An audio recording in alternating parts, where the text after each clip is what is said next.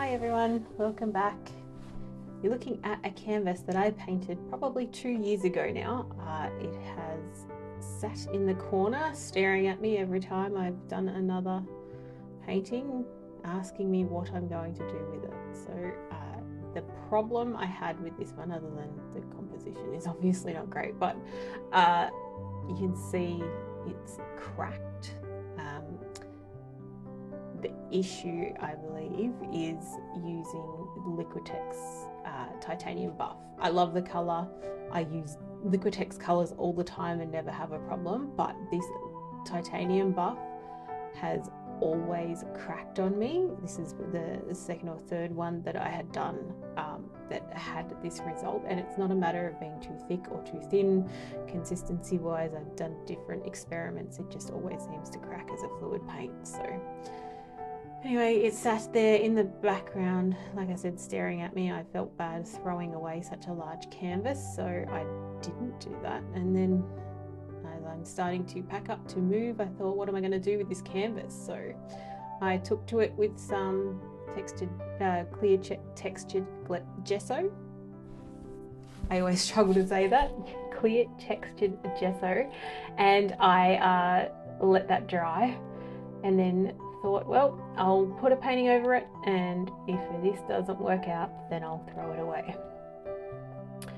So I made up my own custom background color, so it's just an off-white. Obviously it's not as dark as that titanium buff that I went over, but I just wanted to do something a little more neutral rather than a stark white.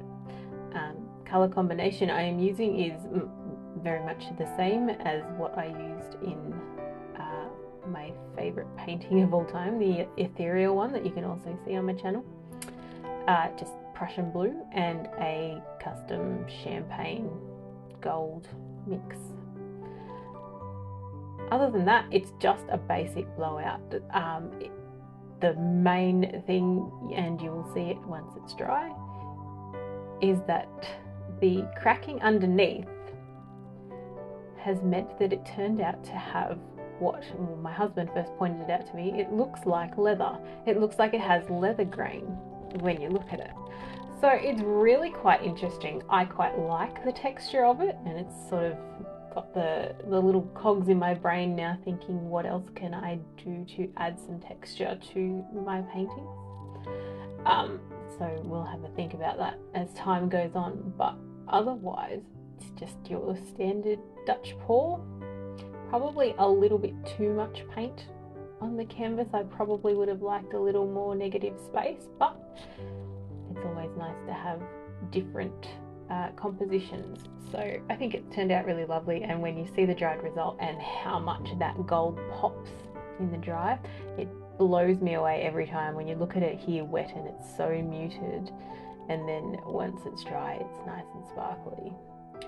So sit back and relax, watch the dried result come through, and have a great day.